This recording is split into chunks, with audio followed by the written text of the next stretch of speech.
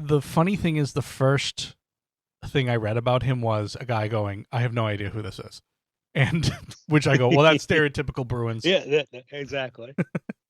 Let's just draft a guy nobody's ever heard of." 1, 2, 3, 4.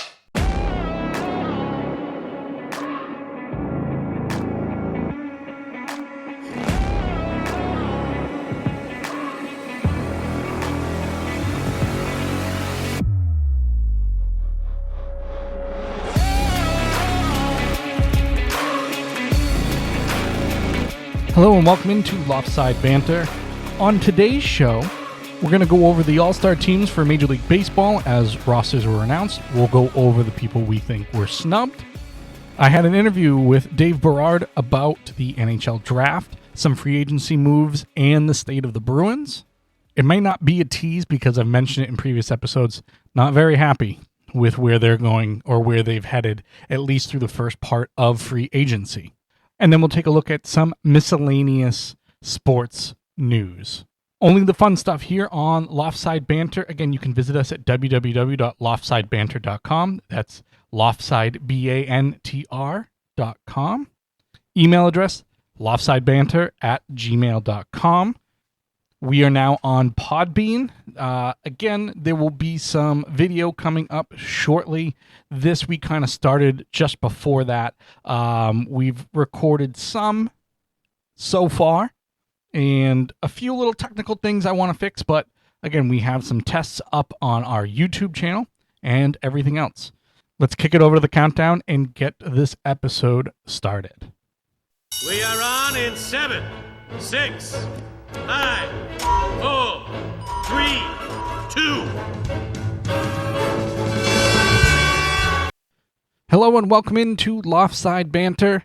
Today's episode, we have an interview with David Berard going over the NHL Draft, NHL Free Agency, which has started, and the state of the Boston Bruins after the first few days of NHL Free Agency. We're going to take a look at the All-Star rosters for Major League Baseball. We'll figure out who we think is going to win between the two leagues, and then we'll look at some snubs from the All-Star game. There were quite a few this year, more than I can recognize. We go through this every year. Every year we talk about Major League Baseball and the All-Star game and who was left off and who wasn't. All-Star games are good for a resume for an athlete to be able to negotiate contracts and everything else. As far as what it really means at the end of the day, I mean, it'll mean something at the end of a career because they'll go, oh, they were a 6-time All-Star, they were this, they were that, whatever. But for the most part, in the moment, does it mean anything anymore in the moment? We'll take a look at some other miscellaneous sports news as well. And at the very end, we're going to talk about some things that Loftside Creative Media is going to be putting out fairly shortly. Let us jump right in. We'll start off with one bit of information here as far as the NBA. This is kind of one of those miscellaneous things, but the Kevin Durant to Rockets trade finally kind of went through, and the reason why it is now official comparative to where it was, a month ago maybe, probably a little bit less than that, again, was just before the NBA draft and just before the end of the NBA finals, is because for the first time ever, it was a 7-team trade. It is part of a larger 7-team trade, which is kind of outrageous to think about. But all told, the deal involved the Houston Rockets, Atlanta Hawks, Brooklyn Nets, Golden State Warriors, Los Angeles Lakers, Minnesota Timberwolves, and the Phoenix Suns. 6 players were dealt: Kevin Durant, Jalen Green, Dylan Brooks, Clint Capella, David Roddy, and Daquan Plowden. And kind of looking at kind of the details and stuff like that, they haven't broken it all down officially, but this was the trade that went down on June 22nd. So I guess not a month ago, a couple weeks ago. The deal also involved 1 first-round draft pick, the number 10 selection from the draft that was used by Phoenix via Houston as part of the Durant deal. It involved 12 second-round picks were also moved. And then in one addition, Houston made a second-round pick swap with the Hawks for cash consideration and stuff like that. So the stuff that kind of gets thrown in to make this all work, I guess. The main component of the deal was Durant going from Phoenix to Houston. The Hall of Famer landed with last season's second overall seed in the Western Conference in exchange for Jalen Green, Dylan Brooks, and that 10th overall pick and 5 second-round picks. So that is the kind of the main aspect of all of this. Again, there isn't a huge broken down of who got what where, but to have 7 teams be on the same page, which sometimes you can't even get 2 teams on the same page, is quite interesting. Obviously, I'm not a salary cap guy and what works, what doesn't work, and everything else like that. But for the most part, 7 teams getting together and going, let's make this all work out is kind of a minor miracle with all different teams, because every team is looking at every aspect of trying to, get the best for whatever they can. Some teams are obviously throwing in the towel already for this season, and we had a trade yesterday that was a 3-team deal between the Clippers, the Jazz, and the Heat. Norman Powell is going to Miami. Now, Norman Powell just had a great year, 21.8 points per game. He's going to Miami. John Collins is going to the Clippers. He was 19 points a game. He's been good for a while. Obviously, kind of bounced around. I say bounced around. He played for Atlanta for 6 years, and then the Jazz for the last 2. Had a better year than his first year in Utah, but now he's with the Clippers. And Kevin Love and Kyle Anderson and a 2027 Clippers second-round pick to Utah. Kevin Love hasn't been relevant in this league in quite a while. I would say probably since 2021, 2022. So 3-4 years. He realistically was just a number that was being sent because of his salary. He's 36 years old. Again, he's in Utah now. Kyle Anderson, also the same thing. Obviously not as great a career as Kevin Love, but has averaged double digits once or twice in his career. He started off for the Spurs, and now I think he played 25 games last year. So, again, not relevant guys. They're just there to make the salaries work out. Neither one of them, I think, averaged over 6 points a game. Maybe at 6. So, again, these are the kind of deals that you look at with Utah and stuff like that, and getting and moving on from some people and getting guys that are just, they're at the tail end of their career or just weren't really relevant anyway. So that's kind of what you got in the NBA going on. It seems as if Utah is going to go through another one of those years. They got some young talent. They obviously did really well with the draft. It was the whole thing with Ace Bailey, and then they got Walter Clayton Jr. Again, 2 guys that I really like out of the draft. Ace Bailey is the attitude of trying to manipulate where he wants to go and everything else. I don't deal with that shit. I don't like that. That doesn't something that sits with me very well. Again, if that's how people want to plan it and everything else, fine. We've seen stuff in the NFL like that with Eli Manning not wanting to play in San Diego, wanting to go to New York. We've seen John Elway do that. So, it's, if you can do it and that works out for your benefit, then fine.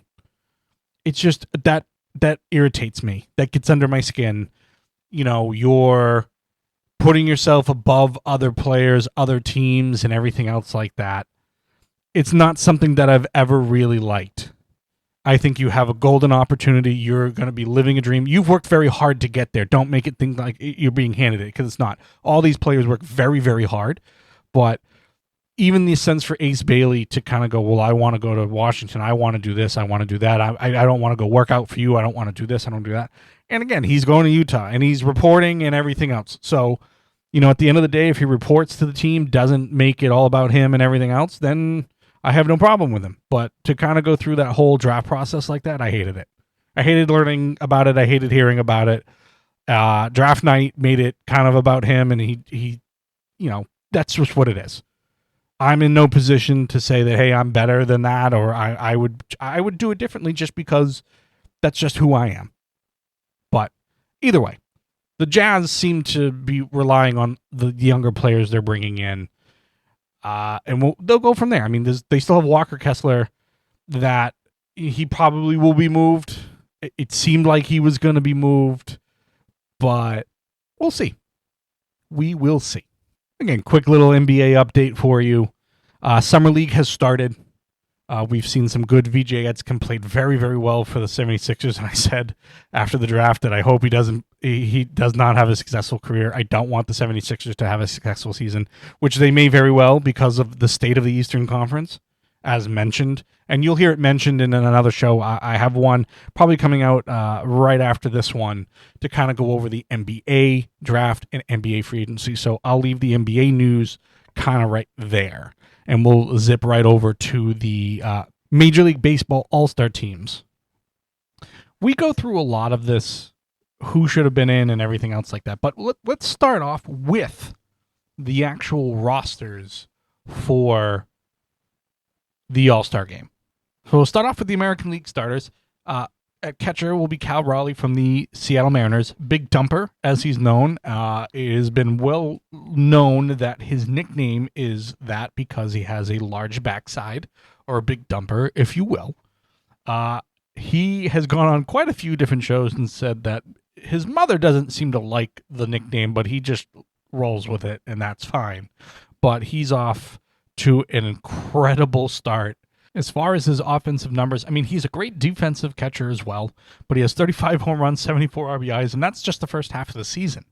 So he's doing amazing things as a catcher, and catchers haven't been home run hitting positions as of late.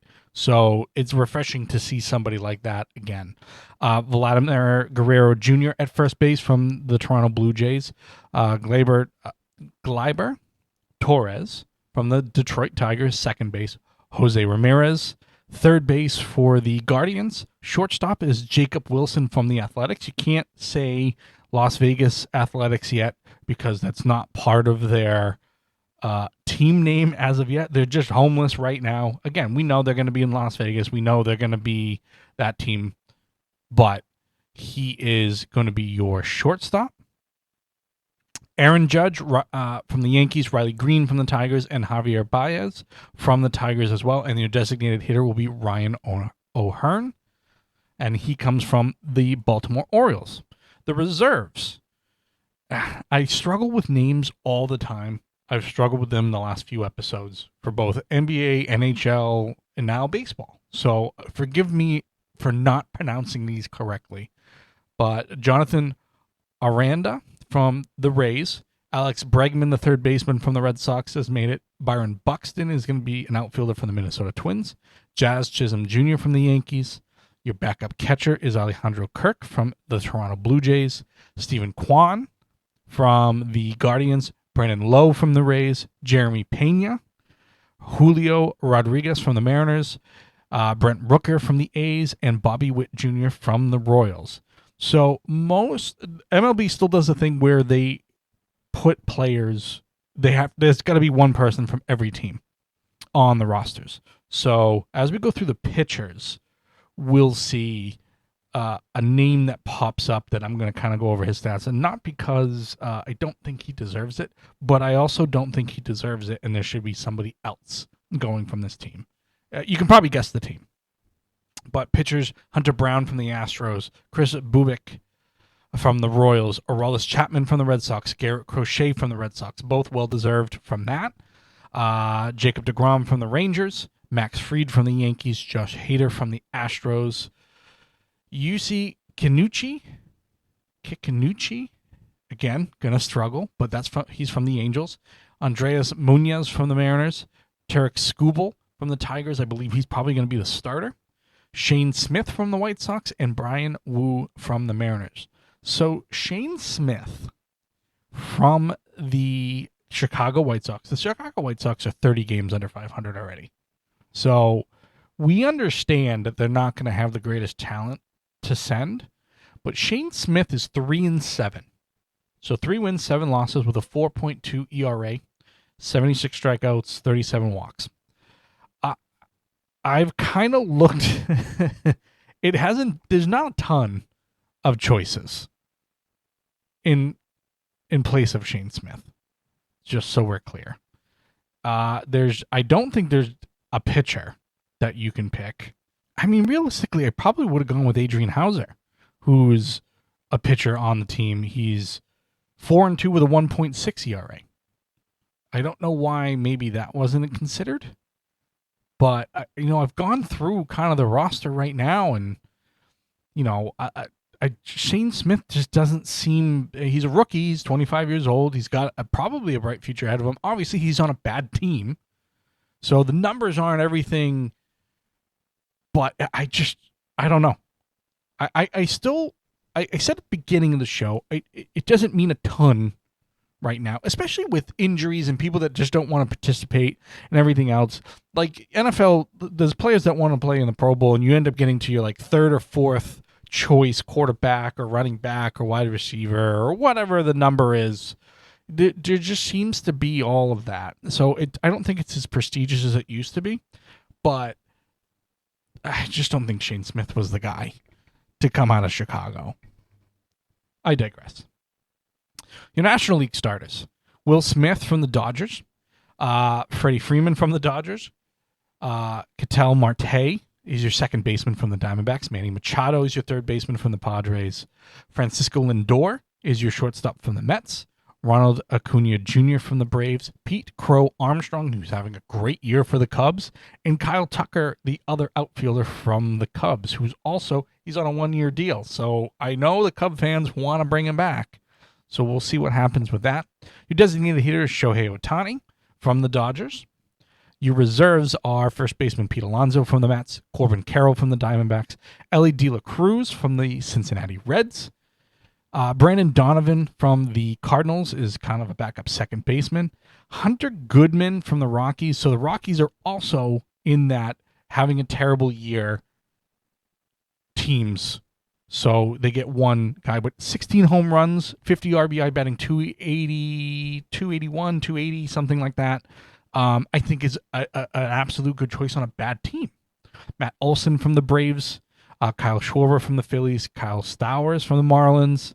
I'm going to make my best guess here. Eugenio Suarez from the Diamondbacks, Fernando Tatis Jr. from the Padres, and James Wood, a very young power hitter from the Nationals. So I think they got these all right. There's a few guys here and there. Trey Turner is not on this list. I think Ellie De La Cruz deserves to be in. Trey Turner leads the National League in hits. It's hard to say that the league leader in hits is not an all-star. But you have to make sacrifices here or there. Pitchers: Jason Adam from the Padres, Matthew Boyd from the Cubs, Edwin Diaz from the Mets, Mackenzie Gore from the Nationals. Clayton Kershaw from the Dodgers is a legend pick. So this is his 11th All-Star game. The commissioner named him himself. It probably is. We're seeing the end of Clayton Kershaw, and this is probably why we're here. Freddie Peralta from the Brewers, Robbie Ray from the Giants, Randy Rodriguez from the Giants, Paul Skeens, who has a 1.96 ERA. Actually, might be better than that. Let me just double check really quick. He's at a 1.94 ERA, but he's 4-7. Now, again, there is the big difference between Shane Smith, who has a 4.20 ERA, and Paul Skeens, who also has a losing record at 4-7, but he's a 1.94 ERA. He's clearly doing everything he can on a bad Pirates team. So that's the difference between the two. Chris Sale from the Braves, Logan Webb from the Giants, and Zach Wheeler from the Phillies. Oh, I'm sorry, and Yoshinobu Yamamoto. And if you could see how many times I just re-recorded that specific name, I should have outtakes for all of this because it took me a few times to get the first name. I knew Yamamoto, just because that's what we referred to on ESPN and all the time like that. But yeah, so those are your all-star rosters. There's a few snubs. I've already mentioned Trey Turner. I'll mention a few more. Juan Soto from the New York Mets. People are saying he has 21 home runs. He was the player of the month for June. He just wasn't batting very well to start off with, but he has been snubbed. Seiya Suzuki, and again, I don't know if I said the first name right, but he's the DH for the Chicago Cubs.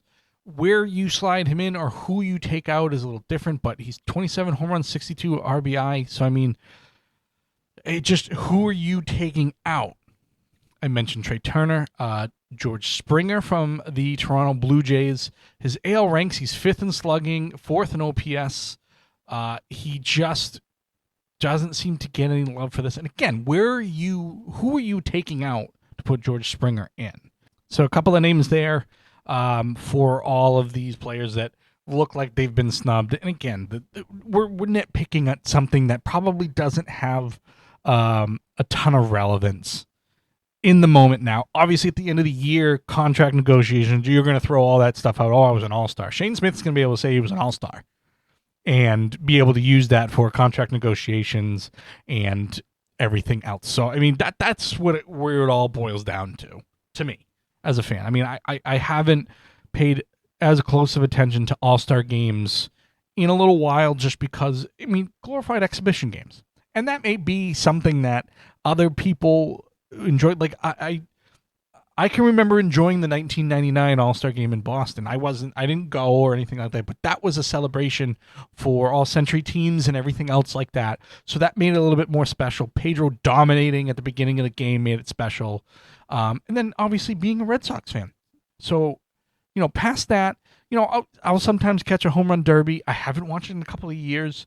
I may try this year just simply because, I also want to report on it and everything else like that. But, we're at a point where these things don't sit the top of the news segment when it comes to sports and stuff like that.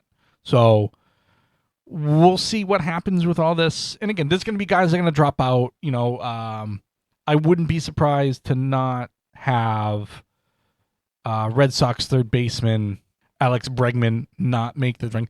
And some people were saying that the Rafi Devers trade actually screwed him out of an all-star nod because the DH on the National League was already kind of settled by the time he came over, and he hasn't put that time in over there. So they're saying that he got screwed out of that. And it is what it is. I mean, that's just the nature of the game. You got traded, or the nature of business, really, of the game. You got traded at a certain time, and unfortunately, it wasn't early enough for you to make a difference to make the All-Star team in the National League compared to the American League. All right, let's go ahead and get us over to the interview with Dave Berard over the NHL Draft, NHL Free Agency, and the Boston Bruins. We go in a little bit in depth with them. Welcome in to Loftside Bantr, and we are very grateful to have a good friend of mine here to talk about the NHL Draft, the NHL free agency period, which has started. We'll look at the local team, the Boston Bruins, and what changes they haven't made in their quest to not suck again. And with that, we'll turn it over to Sir David Berard. David, how are you today? Fantastic, Andy. How about yourself? Good. This isn't any less of a show because it's just you, just so we're clear. That's okay. We won't have three people agreeing with each other now. We'll only have two. We'll only have two people agreeing with each other. Got it. But yeah, so we're going to touch on the NHL as a whole and kind of look at, so right after the season, 2 days later, we have the draft, and a couple of days after that, free agency starts. So it's really not any rest for any of the hockey teams and stuff like that. We actually saw the Edmonton Oilers make a move during the Stanley Cup to make a trade and stuff like that. So it's an interesting layout for this. It's kind of like people talk about the NFL and how it never rests. There's always news, there's always everything else. Well, the NHL really went from, hey, we have a champion. Oh, by the way, the draft is in 2 days. And oh, by the way, 2 days after that, you can sign your free agents. So overall, David, the NHL draft, it kind of panned out weirdly at the top of the draft and then kind of panned out how everybody kind of thought the rest of the way. But the Bruins get their center that they needed, allegedly. We touched on this an episode or so ago, but with the draft, was there anything that you really liked about it as far as players going where, and then anything you didn't like, or do you think a team messed up? Do you think anything else like that? Not really. I think the NHL draft is one of the few drafts where teams really do tend to draft for need and not the best available player. Like you look across some of the other sports, sometimes in the NFL, a player will get drafted even if they're not an immediate need for the team because there is time to either play someone in the practice squad and continue with who you have. in hockey, you're typically replacing a player that left and you're trying to as soon as possible. So like having said that, like I don't love, but I don't hate the Bruins draft. They finally drafted centers. Like they picked up 4 centers in this year's draft. I wish they had started doing that 3 years ago when Bergeron was still here, so the player was ready in the pipeline. But overall, I do think that 2-3 years from now, they had the potential to be a competitive team, but I don't want to wait 2 or 3 years. Like I wish that they didn't fall to 7 and that they had a chance to draft an impact player that would potentially help them this year. Yeah, so do you think the guys at the top of the draft are going to be, do you think Schaefer's going to start, or not, I shouldn't say start, is going to be on the Islanders game 1? I don't know about game 1, but I wouldn't be surprised if by Thanksgiving, if he's not like an integral part of their lineup. But who knows? Like, who knows what Camp's going to bring for them, stuff like that. Like, he could potentially be a day 1 contributor. And I would say that pretty much with like usually the top 3 picks, you can bank on them pretty much at some point during that first year coming up and making some type of an impact. Is kind of once you get past there, that it's more of a, if a player gets injured, if they went back to college to play, if they went back to their juniors team, so I do think that he has an opportunity to make an impact for the Islanders. Maybe not right off the bat, like I said, but I'm thinking sometime around Thanksgiving, you'll see him kind of crack the lineup and move forward. Do you think Hagen spends another year at PC? Like I do. Yeah. I do. I think he needs a little bit more time to grow into his frame. I know you and I discussed, like, my concern is his size. Yeah. I mean, 5'10", like you can't make a kid taller, unfortunately. Not when they're 19 and 20 years old. But I think at his weight, I saw he was like 170, 168 or something like that. I'd like to see him get up to like 190. You want somebody with a little bit more girth and a little bit more strength, especially at that height. I think that would be super beneficial for him to go back and get on a little bit more of a weight training regimen and kind of fill his frame out a little bit and help him with the physicality he's going to face at the NHL level. Yeah, so I'm looking through their draft, the Bruins draft and everything else. I'm looking through who else they had as far as prospects. And again, it's not a ton of talent that has been there. I mean, they obviously have a ton of guys at Boston College. And I remember somebody saying, oh, they're just lazy and they're just picking guys from Boston College because they can scout them easier. You know, we need to go without hometown talent. Yeah, obviously, James Higgins is from New York. Oscar Jelovic is from Sweden. I mean, they're not hometown talent. They just happen to come to a premier college like Boston Colleges. Obviously, we're starting to see other colleges get better. Western Michigan won the national championship this year, which is something I don't think I'd ever say. But, I think you're right about Higgins. Unfortunately, I have to agree with you on that he's probably going to spend the year at BC. I believe he bulked up a little bit. And again, I'm going off of the notes of kind of their prospect camp that they run every year. And he looked pretty good against the other people over there. Now, granted, we're also not talking about the top tier talent. But I think draft-wise, I see a lot of A's from people. And that's what I can kind of hope for, is that at least right now, Higgins dropped to 7. Okay, cool. Everybody still thinks he's going to be a star. Everybody still likes William Moore.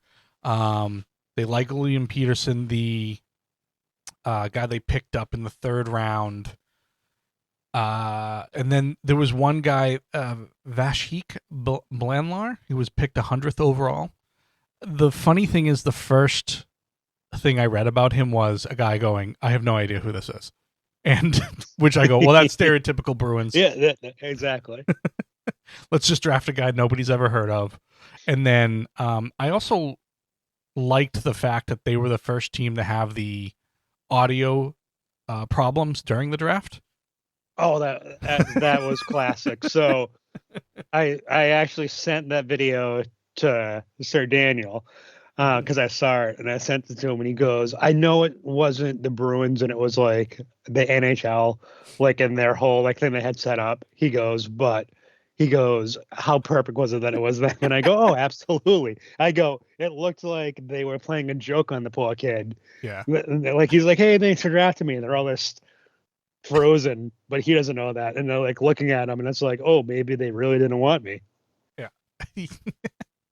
They all looked miserable on the screen. Sweeney and Neely looked straight-faced. I'm like, all right, let's draft this kid at the happiest moment of his life and stick him in front of his bosses who have scowls on their faces. Oh, it was fantastic.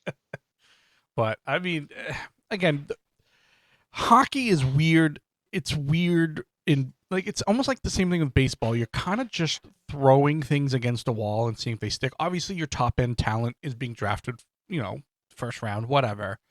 You get some guys that fall in the second round. Once you get past the third round, if you get a guy that contributes at all, that's great. Right. There's a few guys that have been Hall of Fame players from later in the draft, but it's the same thing with baseball. Hey, let's see what this kid can do.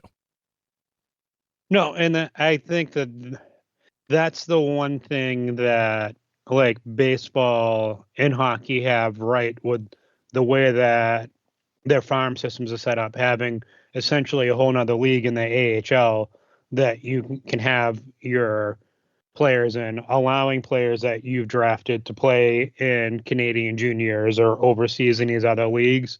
Yeah. They have opportunity to continue to grow and craft their skills. Whereas and I guess the NBA does it too, because you have like European players that come over and don't sign right when they're drafted. In football, it's like a boom or bust type thing. Like you draft a player, and if they're not good, there's nowhere else for them to go to get better. And then they get cut, then they go play in the USFL or whatever, or the Canadian Football League, and then 10 years later, they're like, oh, yeah, you know what? You can play one more year in the NFL. Like, it's just crazy. Well, it started off with that. Then it started with the Bruins bringing back a few guys on their roster that you needed to sign. Morgan Geekie signed his deal. I think good for the money that they gave him. I'm not a huge Geekie guy, and the reason is because I know how much he couldn't score prior to the Bruins, and I'm worried that he's just going to revert to that he just happened to be a goal scorer the last couple of years. But good relationship with Pastrnak, so he had to keep him around, and he was a restricted free agent, so you were going to match pretty much unless somebody overpaid by a lot. And I don't even think they overpaid for that. What was it, 5.5 a year? I believe so. It was like 5.5 or like 5.25. It was right in that window. Yeah, I'll have to pull that up. Yeah, 6 years at 5.5. All right. I had Bruins cap space up on my phone. Fine. And then you bring back. You're gonna have to pronounce his name. The defenseman that they got from Buffalo. You're not thinking of Yukahari or whatever, right? Yeah, whatever his name is. Yeah, dude, you missed like 17 letters in his name. Whatever. Yeah, they brought him back at. But see, I don't like that signing. I don't think he really. He's not a $3 million a year player. I'm not against having brought him back for your depth, but 3 years at $3 million, I think they overpaid for him, to be completely honest. I think you're bringing him in, or you're bringing him back. I'm trying to look at a pronunciation. Like, I understand Henry. I got Henry down. That's fine. I think it's Yokihara or something like that, but that tells you how much. Yokiharu. That's what I'm going with. So, look, you bring him in at the trade deadline. You pay him 3 times 3. Okay, for a guy that's played 400 some odd games in the NHL, not a bad price. But again, he's on your third, maybe your second pairing if you're, lucky.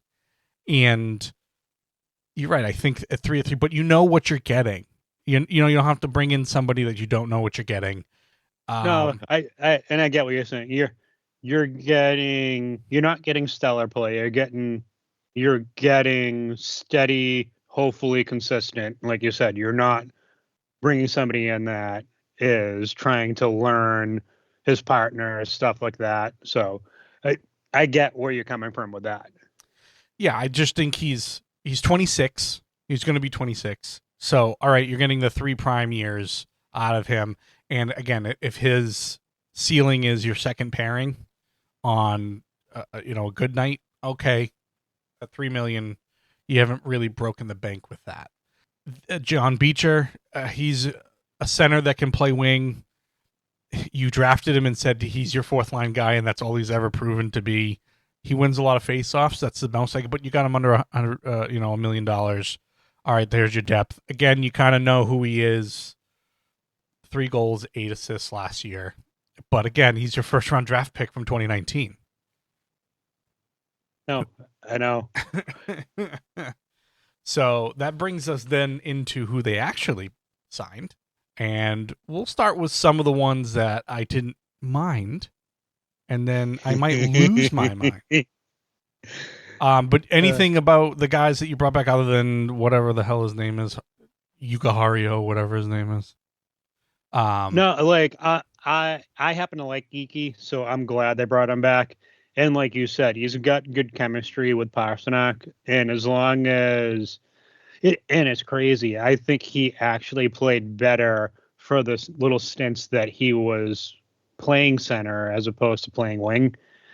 So like at some point during the season, I wouldn't be surprised if you see him move back into a role like that, potentially on the second line. And I know taking away from Pasta might lower his production, but I also think he could have a great season on the second line with like Zaka and Arvidsson as like their center, or him at wing and Zaka at center. There's so much flexibility with those players. So we'll see. I'm kind of excited to see what he can do this year.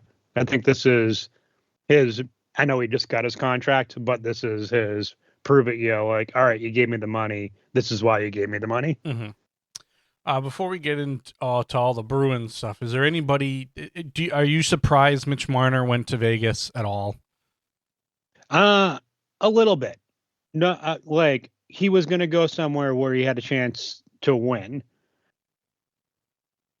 I didn't really have Vegas on my radar, to be completely honest with you. I don't know why. It just makes sense now that like it happened. But I think, like, honestly, I think that move makes them the favorite in the Western Conference to come out next year. Just what he can add scoring wise for that team, I think is going to make them deadly this year. I agree. I think that Vegas put themselves a head and shoulders above everybody else. Dallas normally is kind of going to be right there. Edmonton hasn't really brought in anybody since the end of the season. They overpaid for Evan Bouchard. They paid him $10 million. And he's not the best defenseman. He was the best defenseman they had, but he's still young and everything else like that. The one move that I told you via text that I liked with the Bruins was Edmonton trading Victor Arvidsson to the Bruins for a 5th round draft pick in a couple of years. The one thing I don't like about it is you've let a team that had no cap room off the hook with $4 million by taking all that on, instead of trying to use that to go after maybe they did go after a top guy. We don't know. Obviously they didn't sign one, but I think Edmonton's a little bit more in trouble on that Western Conference, and Mitch Marner adds immediate credibility to, I say credibility. I mean, the Golden Knights have been good. Right. I think they've had one down. Well, they've only been around, they've been around less than 10 years, but they've only had one down season in that entire time. They've consistently been in the playoffs. They've consistently been in the second round. Like, it's actually amazing, like, how well they've done. Yeah. They haven't signed really anybody other than that. But there was also talk that Mitch Marner basically admitted that he had been talking to Vegas since the Four Nations, which you're not going to do anything to penalize the Golden Knights. I mean, it is what it is. Everybody talks at all points in time. But, we're talking like he knew by midseason he wasn't coming back to Toronto. And then Toronto. No, I agree 100% with that. I think he knew before last season even started that he wasn't going back there. I think that that the skill players up there are tired of being the joke of, they're gonna make the playoffs and get swept by the Bruins in the first round. Not that the Bruins are good anymore, but you know what I mean. Like, right. It's like they're going to have a great regular season. Who's going to knock them back to reality during the playoffs? Because it's what happens every year. You can like set your watch to it. Right. I think some of the other moves that were bigger ones, Nikolai Ehlers signed with Carolina, which Carolina, I'll admit, did I screw up his name too? No. You literally, all the things that I wrote down of moves I was surprised with, you've now said. Okay. Listen, I'm looking at the free agent list of signings and everything else like that. But Ehlers was the last guy kind of that needed to sign. But Carolina, for all the mess they were in last year with the trade for, God, who is it? Who do they trade for that they ended up trading for? Ratnan. Yeah. Ratnan. Because he went to Dallas from them. And yeah. For the mess that they were in, they're still coming out pretty good at the end of it. Ehlers was the guy they just picked up yesterday, 6 years, $51 million. Some of the other guys, I kind of wanted Cody Ceci on the Bruins. He signs for the Kings, $4.5 a year. Now there's your $3 million for whoever that goes towards him. Gustav Nyquist signed the other day in Winnipeg. The Kings got Anton Forsberg, the goalie from Ottawa, and Corey Perry, who apparently is just going to be in the NHL forever. Yeah, well, and now I just said that Vegas is the favorite to come out of the West, but I forgot that he signed with the Kings, so the Kings are now going to make the Stanley Cup final because that's all Corey Perry does now is play in the Stanley Cup finals with whatever team he's on. So yeah. Brett Burns, again, still around. He's going to Colorado for a little bit, for a year, actually. But he's over 40 as well. I wasn't super surprised about anything. I'll be honest, I was surprised that Florida was able to find a way to keep as many players from the core as they did. And I think, like you and I had discussed, thinking Sam Bennett was going somewhere else. He obviously took a hometown discount to stay, but, him staying, Ekblad staying, them signing Marchand to a 6-year deal. Like, did you see like a 6-year deal for Marchand coming?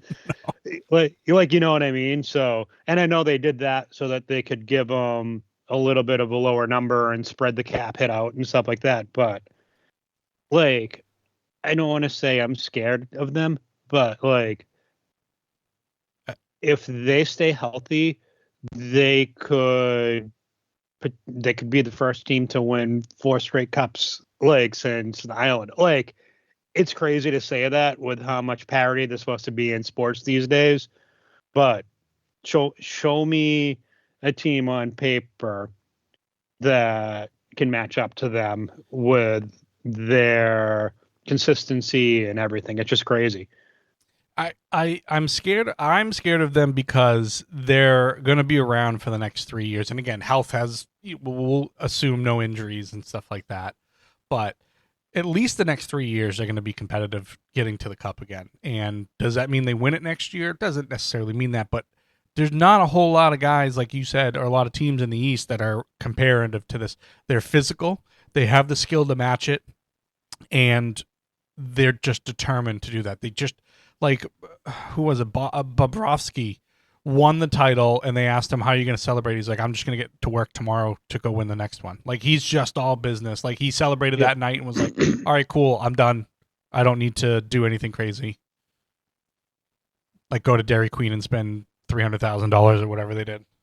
Yeah, I would almost call them McFlurries and not Blizzards, but marketing. It's all about marketing, you know. So going over to then the Bruins, I'm gonna go down a list and we can kind of go back and forth. I'm gonna save one specifically for last. You know as well as I do which one it is. I wonder which one it is. Guys, they've brought in Jordan Harris. He's from Haverhill, Massachusetts. Cool story. He's your seventh. He's your Parker Witherspoon replacement. I'd rather have Parker Witherspoon. Parker Witherspoon signed a $2 million deal with, I don't even remember who. Pittsburgh. I was gonna say I thought it was Pittsburgh. No, and I get it. Like, but that's, to your point, that's also part of having traded for Albertson. You had to find defensemen on the cheap after that. But yeah, I like Parker Witherspoon. I don't think he was $2 million by any stretch of the imagination, but okay, cool. Jordan Harris gives you, your seventh defenseman. Great. Alex Steves, depth guy, $850,000. Okay, there's your cheap depth guy. Comes in, can play different wings and stuff like that. One move I do like is the guy that came over from Dallas, Blumel. And the reason, now the concern is he's 25 and he hasn't had significant time in the NHL, but he also scored 30 goals in the AHL last year. And I think given enough time, given enough chemistry with line mates, I think he can put the puck in the net. Obviously NHL goaltending comparative to AHL goaltending vastly different. Right. But I like this move. It's $875,000. Okay. You put him on, maybe he's a healthy scratch here or there, but I think he can turn into something. Again, 25 years old. He isn't young anymore. You're getting what you get. But he's hitting his prime years, as any athlete does in that like 25 to 30 window. Right. So like you said, you're hoping that this is where he pops and you kind of see why he was drafted and why he was touted to begin with. Mm-hmm. Michael Esamont, another center type. He can play wing, almost $3 million over 2 years. I know he's he's kind of that wish version of Marchand. And what I mean by that is he's going to be a rat. He's going to get under your skin. He just can't score like Marchand. Or at least he hasn't. It seemed like anybody that really kind of annoyed the Bruins ended up on their roster this year. And both he and Jeannot, which, again, we'll get to that, were both on the Lightning at one point, and were those guys that were kind of get under your skin, kind of, like the Panthers are, except the Panthers have the skill to back them up. So I don't mind the signing. Sean Corrali. We know Sean Corrali. He's had some big moments for the Bruins. He's left the Bruins and done nothing since. Yeah. I agree wholeheartedly. When I saw that they signed Corrali, I laughed and I was like, what are they going to do? Going to get Chris Bork and Ryan Donato back next? Right. I'm like, that move baffled me, like, without end. He left here in 2020, scored 30 points for the Blue Jackets that year, 14 goals, 16 assists. Then 20 the year after that. Then 18 after that. And then had 17 points last year. 32 years old. Again, he was a fan guy on those bottom lines. Okay, it's somebody you know. $1.8 million for him a year over the next 2 years. Again, I can't hate it because I've always liked Sean Corrali. It's just not the exciting thing that you want your team to do and bring back a guy that, all right, he's had 30 points as his career high. Great. Right. And not for anything. If you're like, this lineup doesn't scream offensive prowess like anywhere in it other than the top line. If you're trying to have a defensive scheme and stuff like that, and you're going to try to win games 2-1, like 3-2, why bother signing him and spending that money when, like you said, some of these players that you went and got, like Blumel and stuff like that, you could play him on the third or fourth line and have saved $1 million and spent that $1 million either on defense or to maybe have tried to lure, not that you were going to get Marner, but to have lured a more lucrative player to be on your top two lines. That's a move that just baffles me when you could have saved $1 million to spend it somewhere more important. Yeah. We were hoping for like an Ehlers, or, you probably weren't going to get Marner for the amount of money, but Ryan Lindgren, who was with Colorado the last few years, who you drafted, by the way, Bruins, signed for $4.5 million to go to Seattle. All right, maybe a little bit higher than what people thought, but all right, there's a defenseman you can stick, and your defense. If you're not going to score a lot, you're going to win these 2-1 games. You need your defense, and they haven't put anybody in place. They haven't done anything else like that. But there were grander names out there that everyone went, the Bruins are going to go after this. They're going to have the money to do that. So that's when we come to Tanner Jeannot. And the one thing that I'm going to, and you're laughing already because you already know where I'm going to go, is the thing I don't understand about this organization, and I will never understand about the organization, is if you want guys like Tanner Jeannot, who is going to be your kind of third or fourth line guy that's going to protect your playmakers, and he's going to fight, he's going to do all those different things.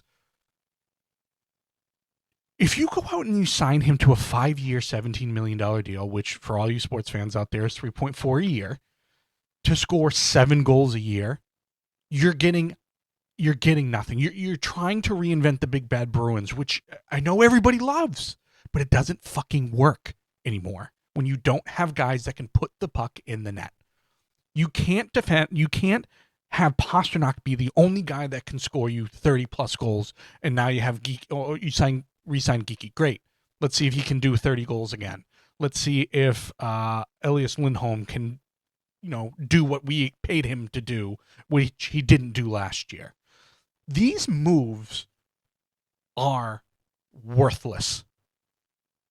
Other than you're getting a guy, and we've said it before, we've heard Ty Anderson say it, your brother's, arch nemesis, has said all this stuff like, this is Trent Frederick. You brought back Trent Frederick to this team, paid more money, and you know less about the guy. And at least Trent Frederick can get you double digits in goals.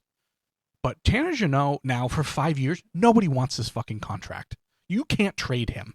You can't get rid of him. You're stuck with him. And I hope he scores 30 goals a year. I really do.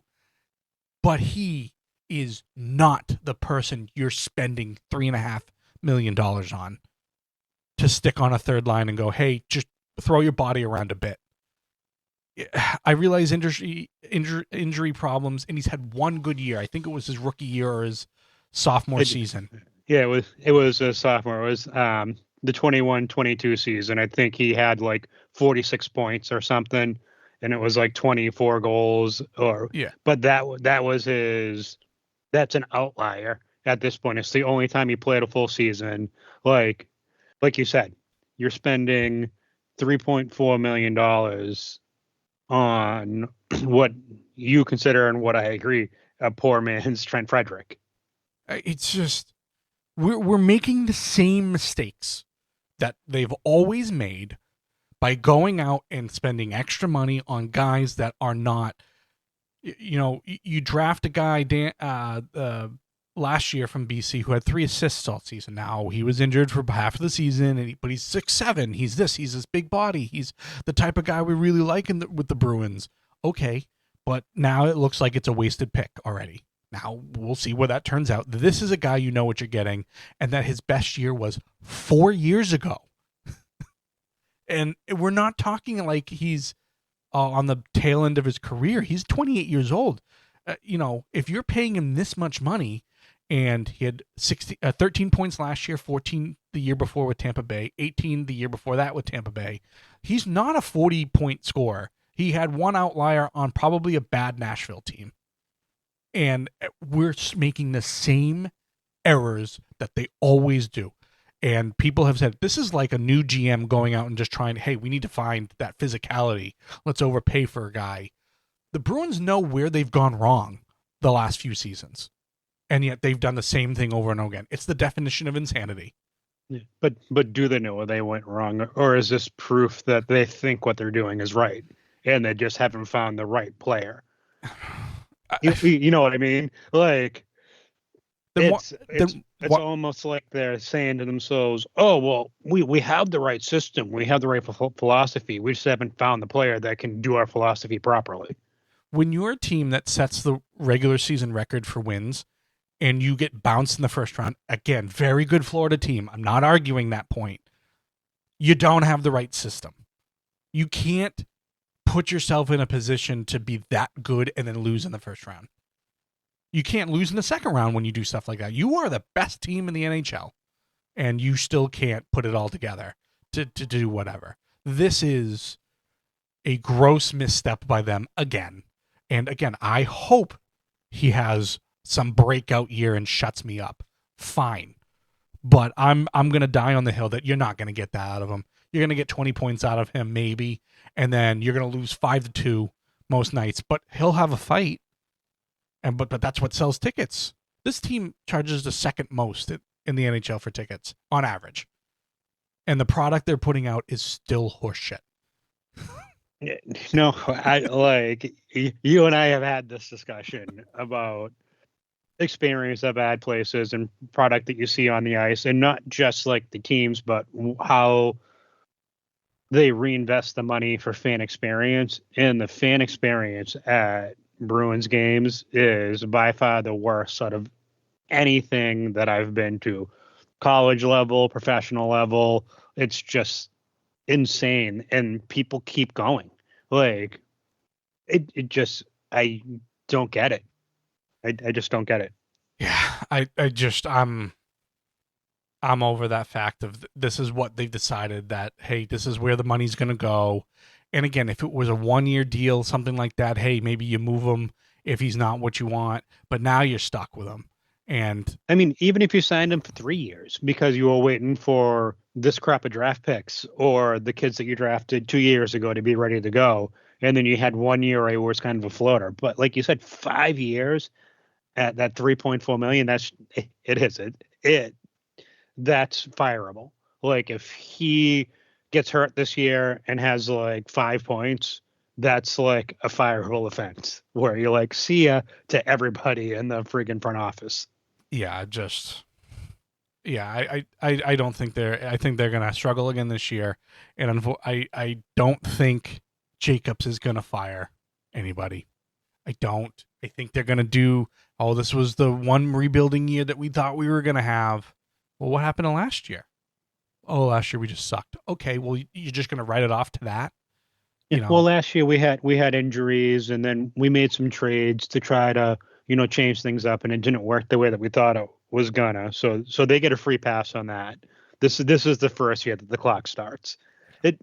You're right. He won't fire them because he can manipulate and can control them to do what he wants because they were his former players. So he can be like, oh, I kept you around even though I should have fired you because you played here and I care about you guys. He's going to use the same things to talk about why he doesn't fire them as to why Sweeney's like, well, I can't trade these guys. It's like trading my kids. Like, it's just ludicrous. All of you go away. I'm done with all of you. They've reached a point where, everybody's complaining. They see it all the time. They see all this different stuff, and then they just go, well, it's like trading my kids, like you said. Or, hey, if you think this is, we haven't been successful, we have. I'm sorry, and it may be pretty black and white of me, but success for this team for as many years as they were that good. They had a core of players and everything else. For you to come back and say we've been successful and have one cup from this is a joke. It's an absolute joke. Success isn't measured in regular season wins, it's measured in championships. Yeah. And out of all of the teams in Boston, you've been the least successful. Yeah. I mean, the Red Sox aren't too far behind you at this point, but yeah, no, you've had one championship with a core of Marchand, Bergeron, Pastrnak, Chara was there for many of those years.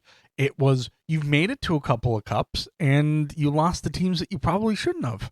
The Chicago one's the only one I think Chicago was better than you at that point in time.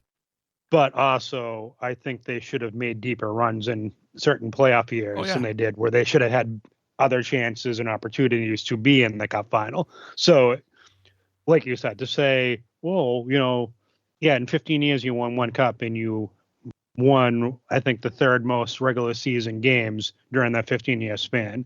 Most teams that do that have 3 championships. With all these moves in place, what are we looking at as far as we kind of know the top of their lines? The first 2 lines probably are pretty set. What are you looking at as far as their bottom 6?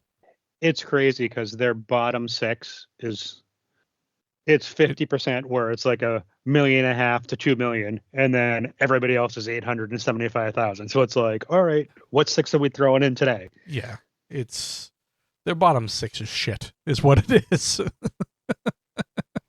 I like the top 2 lines, I do, and then you get to the third and fourth line, you're like, let's throw a dart at the wall at a picture and see what 6 we're gonna put out there tonight. Yeah, they're trying to be like the Penguins were for those couple of years that they were making cup runs where everybody in the third and fourth line was league minimum and they had all this high-end talent on the first 2 lines. Yeah. You're talking about the Florida Panthers throwing out Marchand on the third line against Fraser Minton, Matt Petrois, and Jeannot. Don't make me laugh. It's ridiculous. Defensive pairings, I think Lindholm and McAvoy are still your top pairing. Mason Lohrei, I like Mason Lohrei. I think he has a lot of room to grow, but leading the league in plus minus in the bad way wasn't great for him. He needs to work on playing, actual defense. I think getting him a consistent partner is going to be key in that too. Like, you think about how banged up the Bruins defense was last year. Yeah. Everybody was just kind of playing with a new person every day, and not to make excuses for him. You have to perform. You're at that level. You have to perform. But I can see him bouncing back a little bit, and part of that too is going to be Swayman hopefully having a better year. Hopefully, overall, everybody's plus minus is going to increase because they won't be giving up as many goals. So the better or the best out of the 2 right defensemen that you have is Andrew Peeke, who's on $2.5 million, but 1 year left.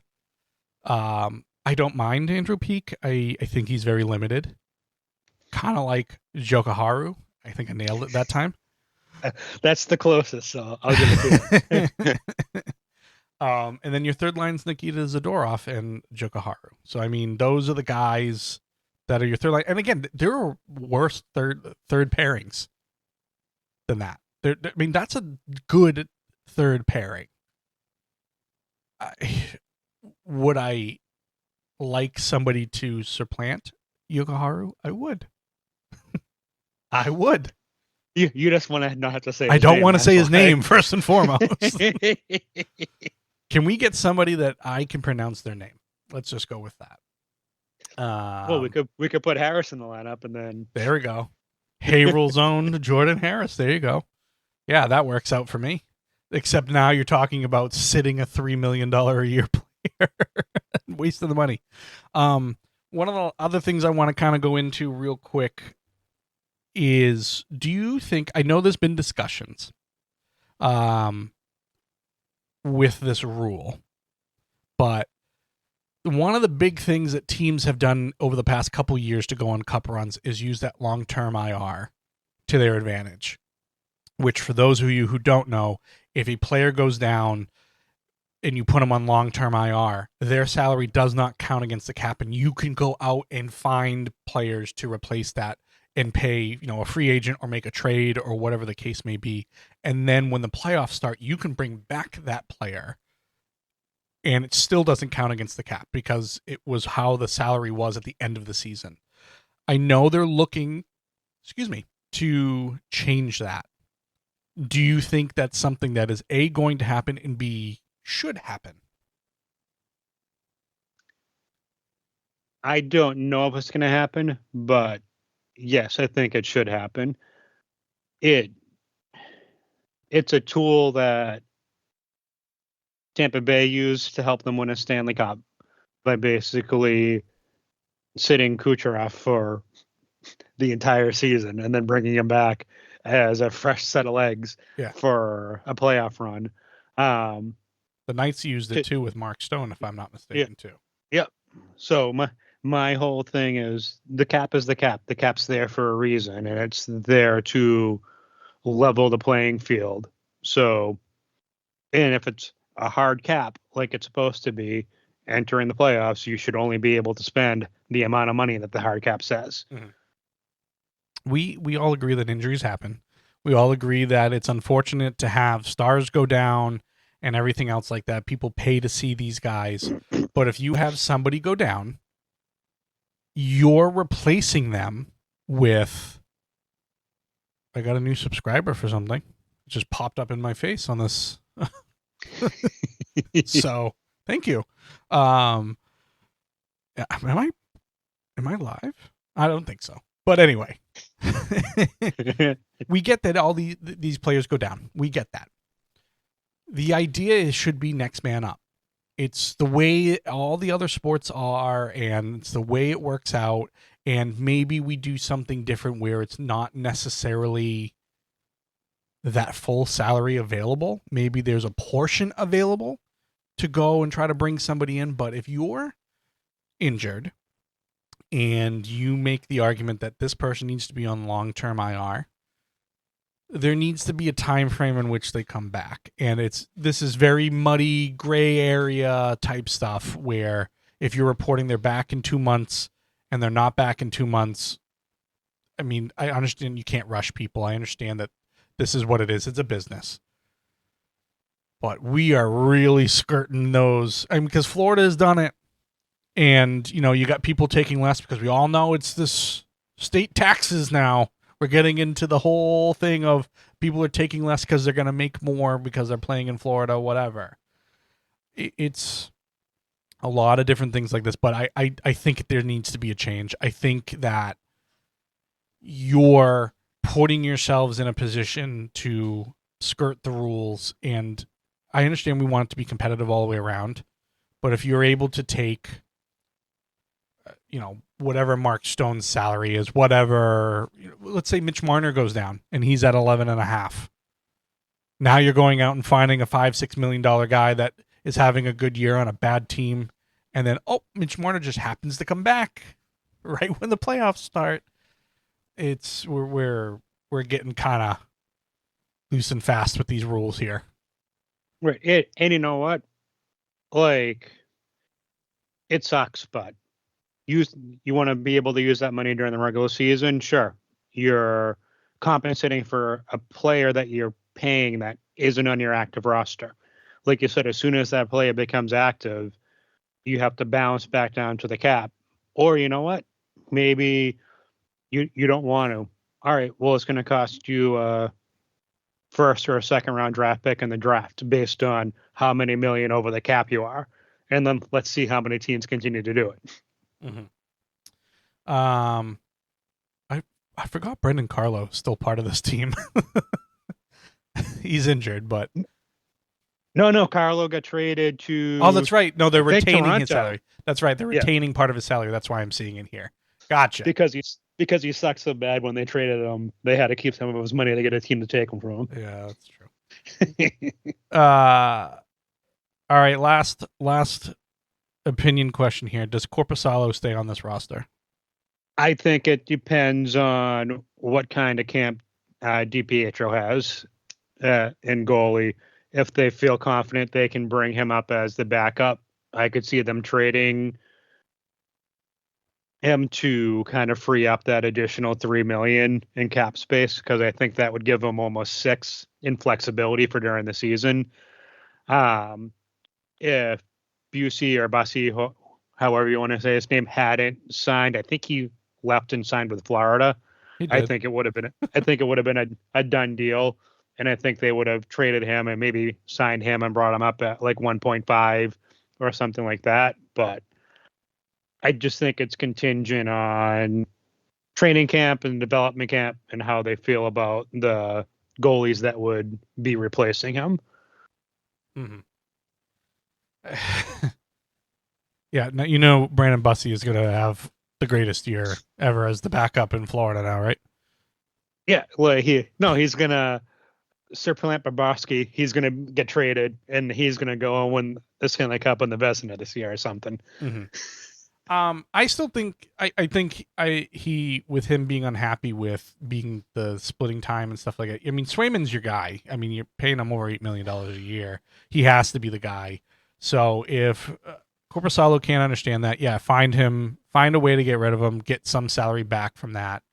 Go find somebody else to put on that third or fourth line that maybe has a little bit more goal scoring ability. Some, like we said, Blumel, Fabian Lysell is still, on this roster. The only guy I don't want to see come up is Patrick Brown. I'm sick of watching Patrick Brown skate out for the Bruins. I don't know why Patrick Brown specifically, but I don't want him on this roster. He can stay down in Providence. That's fine. But those are kind of your guys that you're working with. But overall, it was a great start to the offseason and then a poor first day of free agency and a long season to come up with. I hope I'm wrong. I really do hope I'm wrong. I hope all of these guys score 30 goals and I have nothing to complain about. It unfortunately just doesn't look that way. No, you're right. So, do I think they're going to be as bad as last year? No. Do I think they're going to make the playoffs? No. Like, I don't know. That sounds like crazy to say. I think they're going to be in the hunt for like that second wild card spot, and they might end up finishing like a game or two out of it. I don't think it's going to be a dumpster fire, but I guess that's just the hopefulness, like in my heart, that I don't have to watch like another season of suck. But I don't know. We'll see. When you go into it going, all we can hope for is not a dumpster fire, it's not a good start. No, I know. I know. I'm trying to be positive. We'll see what happens. But Dave, I appreciate your time. I appreciate you being able to wake up on time. And no worries. Your insight is always valuable for all these things. So hopefully we'll get a little bit more clear what they're going to do, and then we'll kind of go into a full in-depth stuff when we kind of look at the end of training camp and stuff. But I thank you, sir, very much for your time. No problem. It was a pleasure as always. All right. Have a good one. All right. Bye. As mentioned at the beginning of the show, we talked about video podcasting and everything else for Loftside Bantr. Like I said, a few of these episodes were already started, kind of in production for all that, working through a little bit of technical issues with what I'm using to record the video and edit it and everything else like that. With it being just myself right now, it takes some time for all that, and I appreciate everybody's patience with this. Again, we're well on track for what I wanted to do, and was have 50 episodes before we started doing video. We're going to get to that probably before then. And then from here, getting better each and every episode, changing the backgrounds, making it more dynamic, everything else like that. So from what you see from the first one to hopefully as we continue on, everything will look better each and every time. Some of the things that are coming up with the show is we're going to get into a lot of NFL stuff. So we're going to try to get at least a fan either from another podcast or somebody that we, have contact with or whatever, to then represent their team, their NFL team, with, how do they feel about the season coming up? What moves do they like? What moves didn't they like? What the final expectations for the team are? All of those fun things, and then everything else in between. So we've had some contact with some people. I have a list started. If you want to represent your team, or you have a contact with the team, and we can interview with that as well, let me know. As soon as I get contacts on and start doing everything else like that, we'll be able to start those episodes. I want to be able to have kind of shorter episodes for every team to be able to really get into the NFL season. And then we're going to start looking at college football as well. There will be some streaming being done by myself when College Football 26 comes out. As of right now, it is the 7th of July as I'm recording this section. I bought the standard edition because the deluxe edition has a lot of things in it that I'm not going to use. So I did the standard edition. So the first kind of stream with college football will be on July 10th.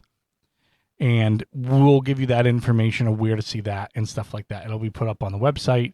That way we can kind of do that. And then we're going to try to do online Dynasty mode as well. I've never tried that before, so we're going to see how poorly that goes for me as a gamer and everything else. So we'll see what happens. And then something I'm pretty excited about, part of the Loftside Creative Media group, will be a new podcast coming out. It will be called Ridiculous Together. Ridiculous Together. Get it? Pun. Anyway, it will be with myself and my wife doing kind of book reviews. And one of the things that I've tried to do as I've gotten older is read a little bit more, maybe not spend as much time on a screen, which is interesting because I'm staring at two of them right now. But this will be book reviews. We'll interview authors. We'll go, small-time authors to big selling authors, multi-book authors, all those different things. We'll go into sets. We'll do everything else like that. Just another niche kind of group that can have a place to go to listen to podcasts and stuff like that. To start off with, it will probably be a 1 a month, maybe 2 a month show, simply because it takes time to read these and it takes time to reach out to everybody. But that will be the new thing. And that one will kind of start out slow with just YouTube.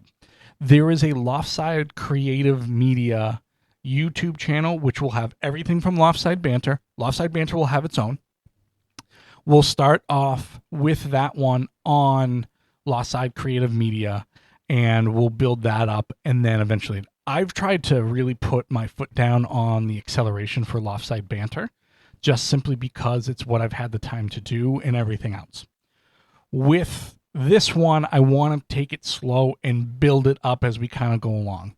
We will create all the different things that we need to with it down the line and everything else. YouTube will be the main place for everybody to find all that stuff. So this will be that aspect of it.